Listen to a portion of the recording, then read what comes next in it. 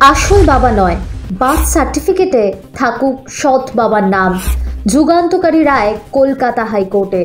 নমস্কার, আমি প্রীতি, আপনারা দেখছেন রাষ্ট্রীয় টিভি বাংলার পডকাস্ট। শিশুর বার্থ সার্টিফিকেটে থাকতে পারে সৎ বাবার নাম, রায় দিল কলকাতা হাইকোর্ট। সম্প্রতি এক শিশুর মা হাইকোর্টে আবেদন করেছিলেন যাতে তার শিশুর জন্ম সংক্রান্ত শংসাপত্রে বাবার পদবীর বদলে সৎ বাবার মতো পদবি ব্যবহার করা যায়।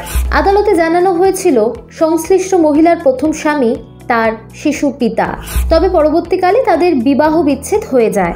দ্বিতীয় স্বামীর হাত ধরে পুরনো সম্পর্ক থেকে বেরিয়ে আসেন সেই মহিলা।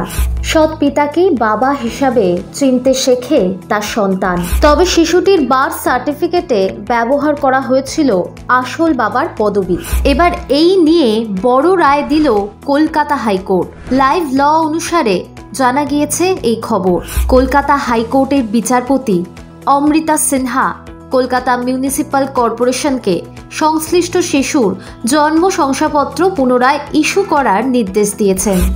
বিচারপতি জানান, ব্যক্তিগত বিষয়গুলি নিয়ে আসলে আবেদনকারী সেই মহিলা নিজের শিশুর জন্ম শংসাপত্রে বদল আনতে চেয়েছিলেন। সেখানে সংযুক্ত করতে চেয়েছিলেন নিজের বর্তমান স্বামীর নাম। তবে প্রাথমিক পুরসভা বিষয়টি মানতে চায়নি বলে খবর। পুরসভার তরফ থেকে বলা হয়েছিল, বার্থ সার্টিফিকেটে একবার যদি শিশুর নাম এবং বাবার নাম যুক্ত হয়ে যায় তাহলে বাবার নাম আর বদল করা যায় না। সেই কারণে তিনি আদালতের দ্বারস্থ হন। কারোর হাইপার টেকনিক্যাল হওয়ার প্রয়োজন নেই। পরিস্থিতি বদলেছে, তাই এবার এই শিশুর জন্ম শংসাপত্রের বদল করা দরকার। প্রয়োজনীয় বদল যদি না করা হয় তাহলে ভবিষ্যতে ওই শিশু এবং তার পরিবারের সদস্যরা অপ্রীতিকর পরিস্থিতির সম্মুখীন হতে পারে। আর প্রত্যেক নাগরিকের সম্মান এবং মর্যাদার সঙ্গে বাঁচার অধিকার আছে। কলকাতা হাইকোর্টের এই বিচারপতির বিচারকে আপনি কি সমর্থন করছেন তা কমেন্টে জানাতে ভুলবেন না।